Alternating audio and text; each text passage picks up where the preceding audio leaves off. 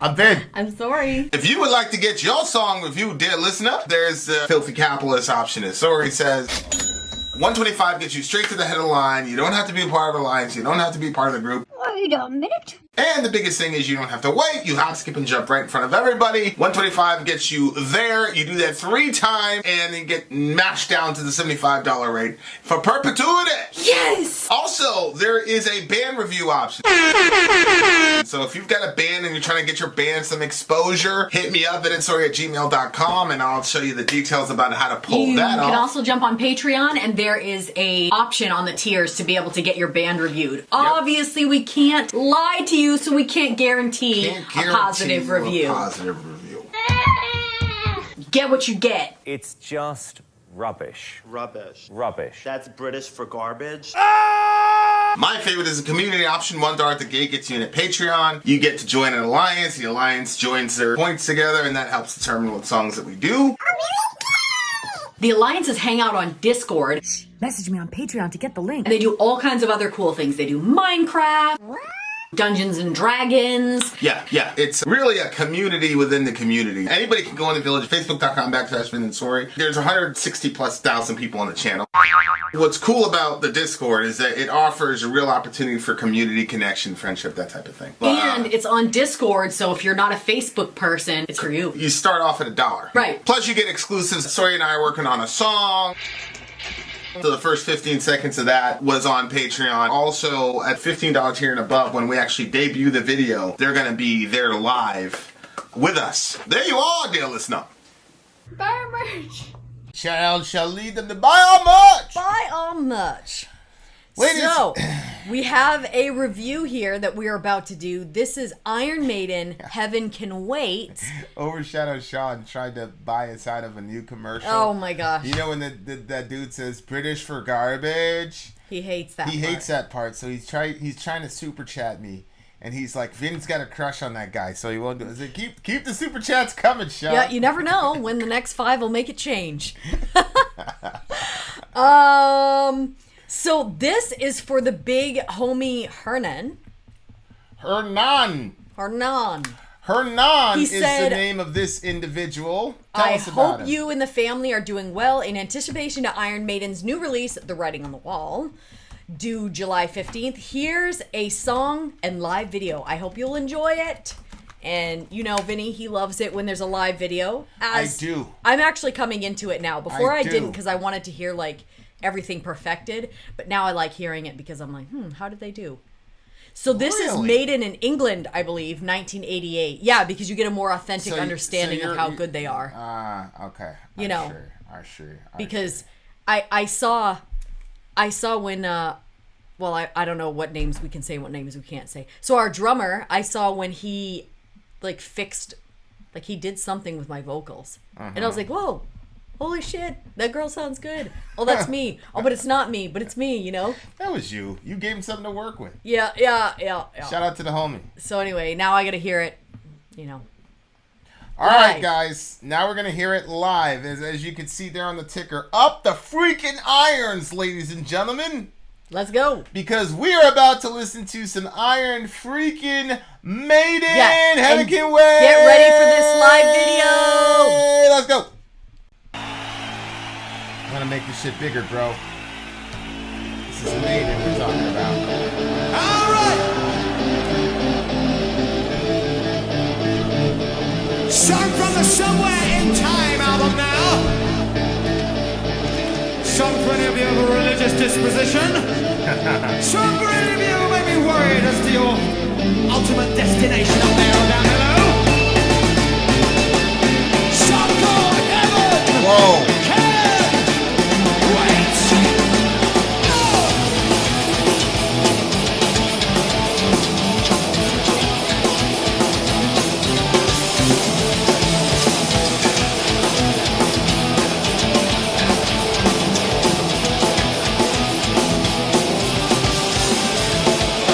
Can't understand what is happening to me.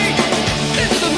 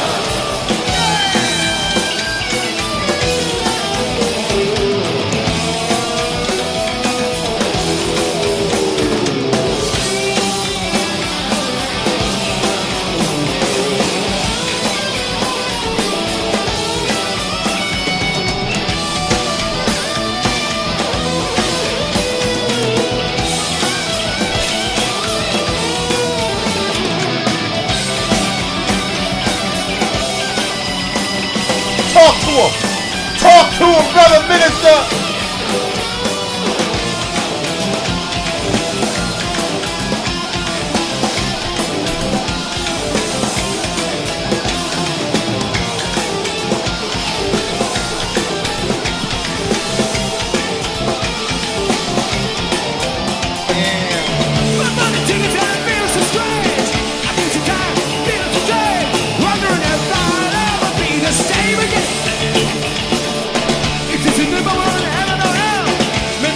Down there as well.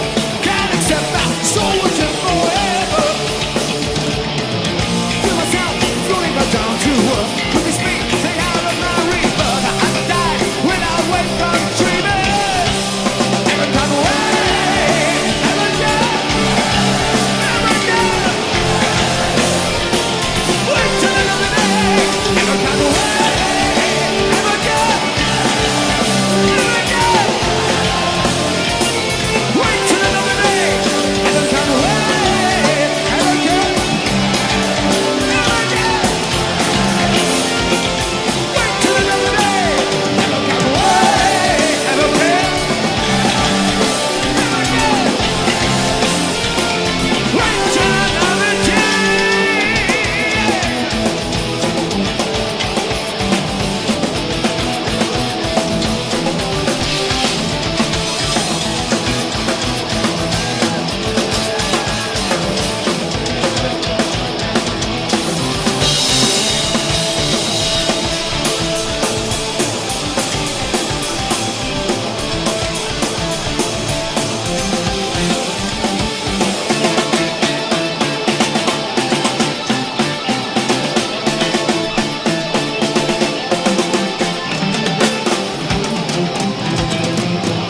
That's it.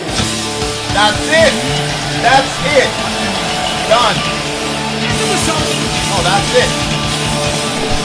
All you bands, quit. Give up. You're picking up a guitar, right? Give up. Give up. Put Iron Maiden CD in. Give up. I'm telling you this. Wow. There you have it. Unbelievable. You know what? Iron Maiden, once again, coming with a steady diet of excellence. I feel like... Have we ever heard a shit song from them? Never heard a bad song from those guys. Now, I was waiting for the traditional, you know, when I go running Iron Maiden, the dun, dun, dun, dun, dun, dun, dun, dun, dun. But, you know, it still worked. It still worked. Let me tell you something. That guy, like, when you say rock star, like, there was one clip at the beginning, I said, holy shit, this guy is a fucking rock star. Holy moly. There was one thing that he did. Ultimate and I was just destination like, up there, down below. right there. Right there. Yep. Ah! I'm going to point at you. Like, look at that. Look at that. That's just straight. That is a rock star, ladies and gentlemen. My man had his leather chaps and shit. He had his leather pants on. He wasn't playing with y'all. He wasn't coming to play, bro. No, he certainly probably needed a shower after that. Anyway, this was really good. You know what I will say, too, about the live shows? So this was in 1988. And, like, now because we have TV, we have virtual reality, we've got so many different things. There were no TVs in 1988. Well...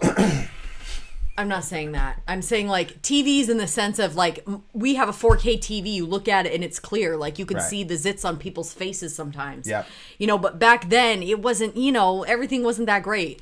And being able to go to a live show then must have been insane with the lights and the, you know, everything. It must have been like, whoa. I mean, you never got to see your band. Like MTV, you know, like... That was I don't know. I mean, I don't know what was going on at that time, but I'm sure MTV must have been around by 1988. But if you didn't catch your favorite band on a video, right, you didn't see them. Like you listen, you obviously you listen to the tapes, the CDs, and then you would pull out the jacket of the CD, and then you know there would be the band pictures and the poses. And that's it. Mm-hmm. So to see this band live must have been like an otherworldly, like metalheads now will never understand what that's like, because you can see your favorite band at will. Right. You know, you could just Right. Google your band, and there's literally thousands, sometimes hundreds of thousands of videos of your favorite band doing live shit. Like, that was not... I mean, even when I was coming up in the 2000s, like, you know, like, going to see Korn, like, man... It was such... When that curtain dropped and I saw my band that I'd been following for so long, it was such a crazy, otherworldly experience.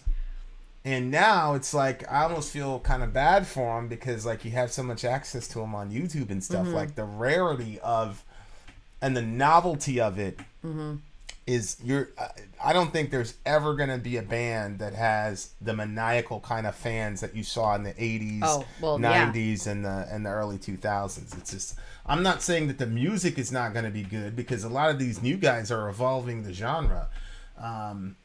So I'm not saying that the music is going to die off. I'm just talking about the mystique, the energy, everything around it. Like, it's never going to be like that again. Just so crazy. I'll tell you what, one thing that I've noticed that's different. So you guys know I didn't have music growing up. My parents were very strict about music. And then when I became a teenager and I got a car of my own, then I could listen to music. And I actually think I've brought it up like maybe once on the channel, and then there are other times where I totally forgot about this memory. But I did buy a few CDs, but they were always country CDs. And it would be like, I remember the first time that I got, it was, should I say which CD it was? I'm going to like knock them in a second. Yeah, go ahead. Go for it. So it was Taylor Swift. And she had a really great song that I was so into. And every time it came on the radio, I was like, this is unbelievable. I can't even remember which song it was now. And then it was some love song. But anyway, so I went out and I bought the CD. And like when I was opening it up in my car, I went and I parked somewhere where there was an open field. And so I could look at the tree. I just love that environment. Unroll the windows. I put the CD in and I was super stoked. I have the CD in. I play the first song. I'm like, well, that was disappointing. And then I play the second one. That was also disappointing. And so then I skipped to the song that I really liked. And then I'm like, okay, I'm in the vibe now. And then I went back and I listened to the whole CD. And there was not one good song in there except for the one radio song. That's how and it I was was. like, what? That's how and it so was. that happened to me on a number of occasions. And then I kind of just thought that's what it was. Like when you have a CD, there's going to be like a bunch of trash songs and then one you really like. Yeah. So literally any CD that I bought, I was just looking for the one song or the two songs that I really liked, and the rest of them I never would listen to again.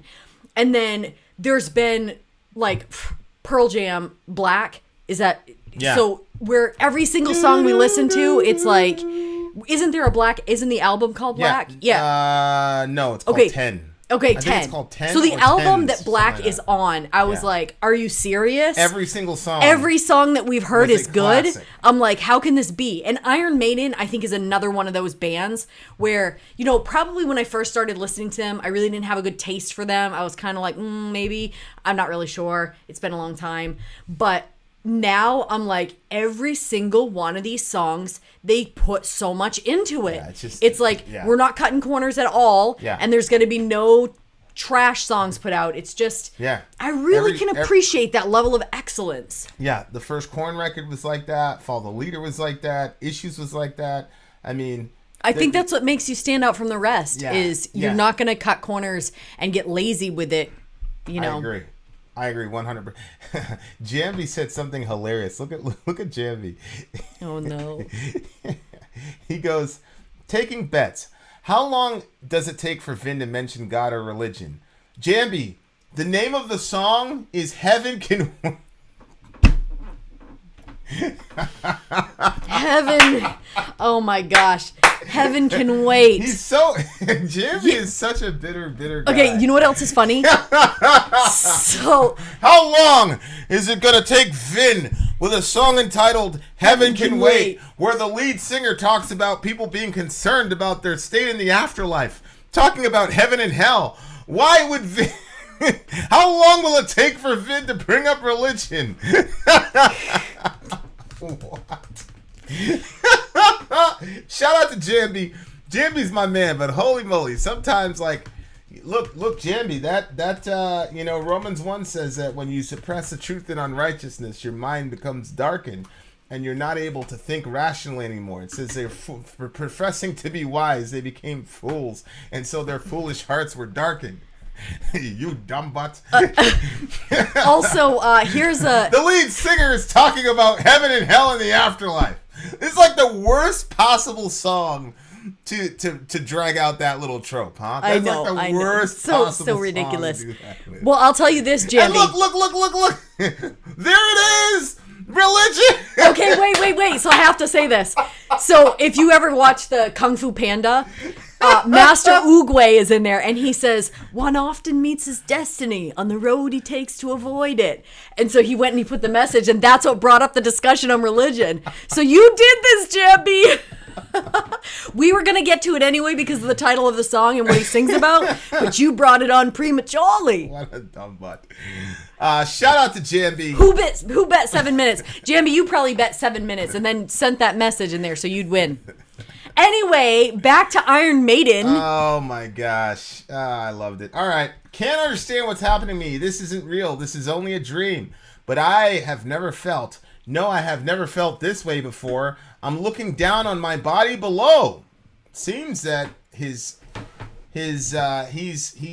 communicating that there is a part of his being that is not physical, that encapsulates all that he is as a person. It's almost as if he believes he has a soul. There, Jambi. I'm looking down on my body below. I lie asleep in the midst of a dream. It is now. Could it be that the angel of death has come for me? So that's those moments, and this dude he's about to die, and he can't believe it. Which, it's something that used to really, torment me a lot. Like when I was 9/11, like there was a specific thing with 9/11, which was the people falling out of the buildings or jumping out of the buildings that completely fucked me up and made me an easy candidate for propaganda. But I just dwell on that for the whole day. What were they thinking? What was going through their minds? Seriously? Oh yeah, the whole day, the entire day, I would think, because you know how obsessive I get about stuff. Was it a? I mean, it's people jumping out of the building. No, I know. But why think about that? I mean, you know how I am. That's just the way that I am. This is the guy I just saw. Is it like? Do you feel? Like okay. So for instance, like sometimes, like is it your way of kind of like being there with it? Like sometimes people will say like, I don't want their last. So you kind of like think about it the way they weren't like alone. Yeah. Anything like that? Yeah, I mean, I've always really been fascinated with death and the afterlife. Not so much death, but the transitioning from this world to the next has always been fascinating to me. Mm-hmm. So, but well, I mean, it was just so, because I've been in so many situations where I'm like, yo, because my life has kind of been movie-like, and there are times when it's like, yo, I can't believe this is happening right. There've been a lot of times when I'm like in the middle of something and yeah, we planned it, blah, blah, blah, like we were supposed to be, whatever. But the things that are happening are so final. I think that's the big thing about it. It's like, yo, like this person is never, ever, ever coming back to this world. He's got family in this world. She had family in this world. And in the next like 8 seconds, that's going to be over forever. And it's just because they went to work at the wrong place at the wrong, like that was always like mind-boggling to me. And it really drove me insane, like thinking about that, because it had happened with so many people that day and there was nothing I could do about it. And I just remember sitting there and just stewing. And then I start thinking about members of my family, and then you start putting those faces on those falling bodies, and then later on I've got family in New York. You find out, well, your aunt was one of those folks. So it's like you just stay there and you're trapped, and there's nothing you can do to like,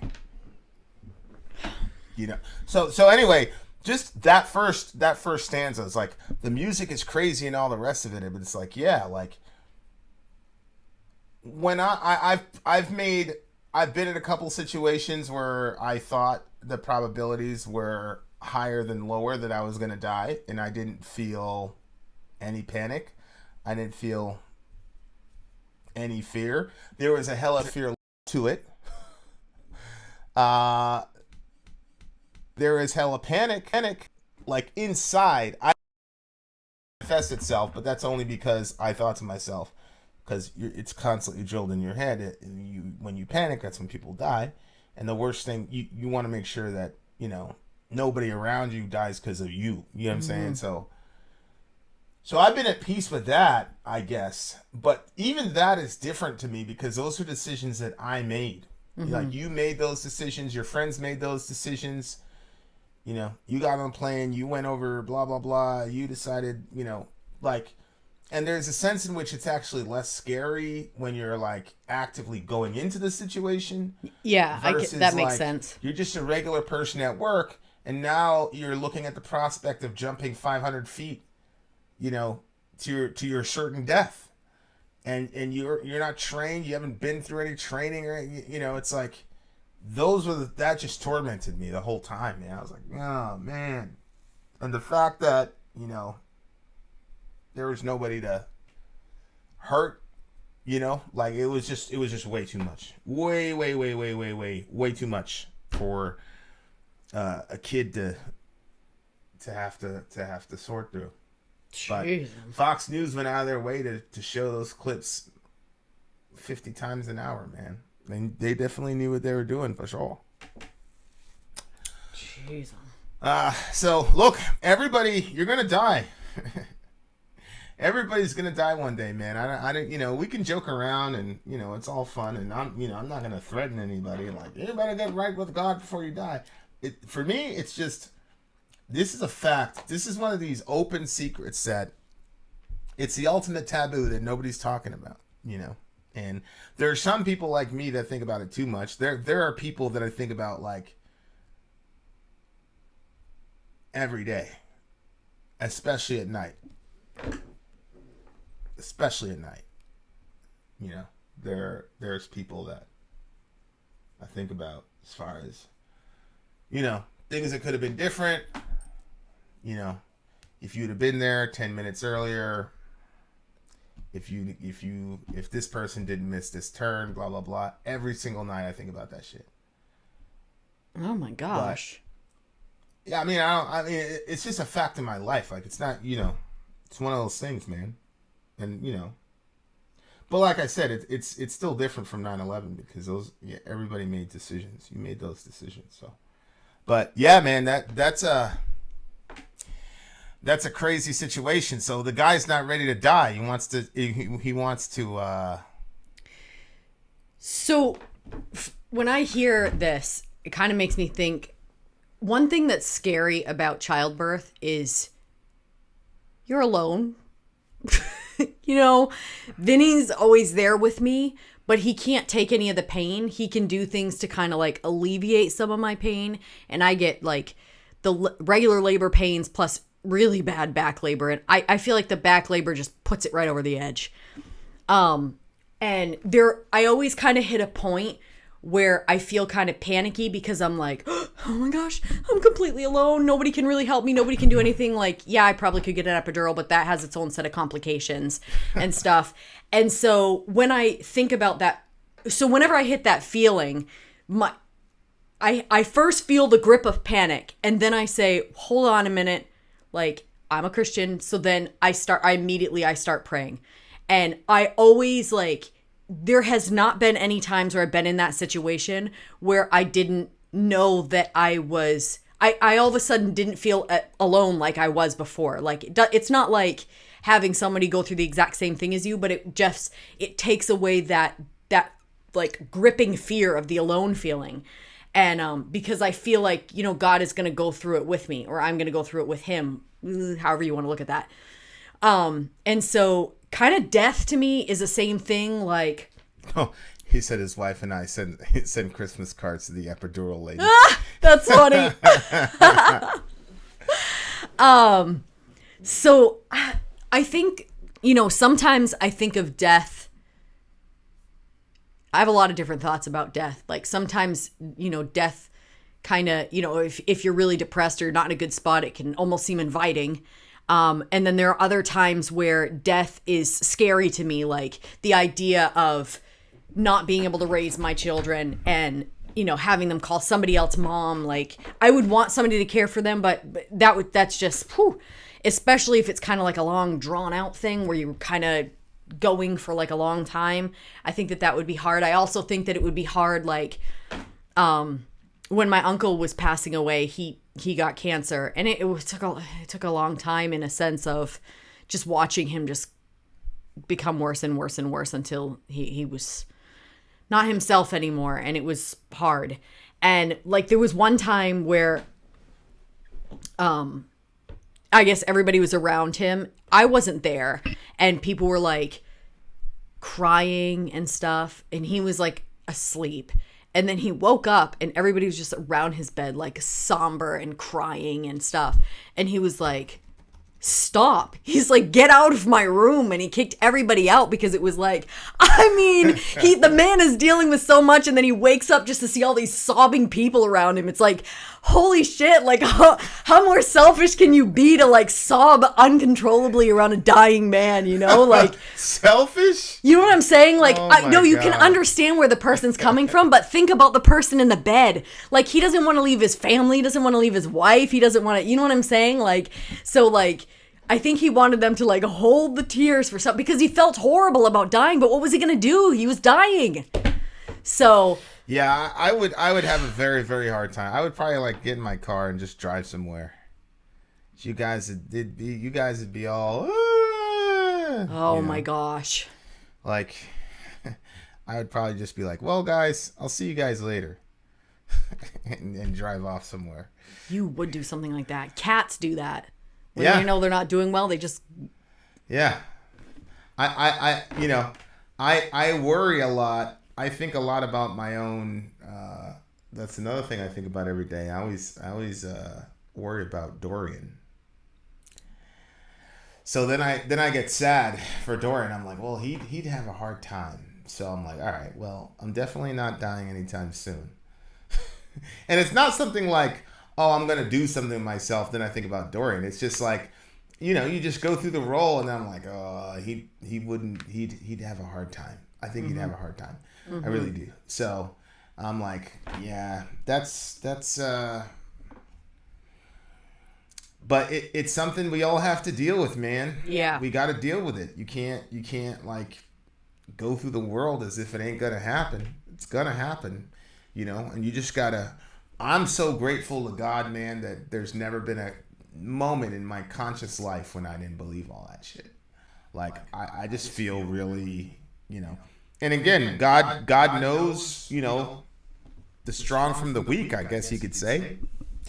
And he knows, okay, Vinny couldn't handle that. So I'm going to leave you guys with this story because I thought it was pretty cool. I read it yesterday.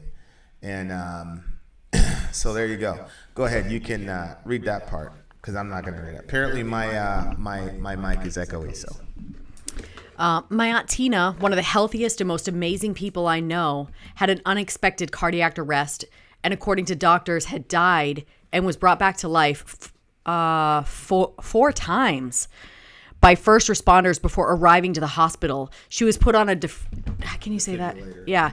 And after miraculously waking up, the first thing she did, unable to speak because she was intubated, was ask for a pen. And in my cousin's, it's real. The people in the room asked, what's real? And she responded by pointing to heaven with tears in her eyes. So that's that tattoo.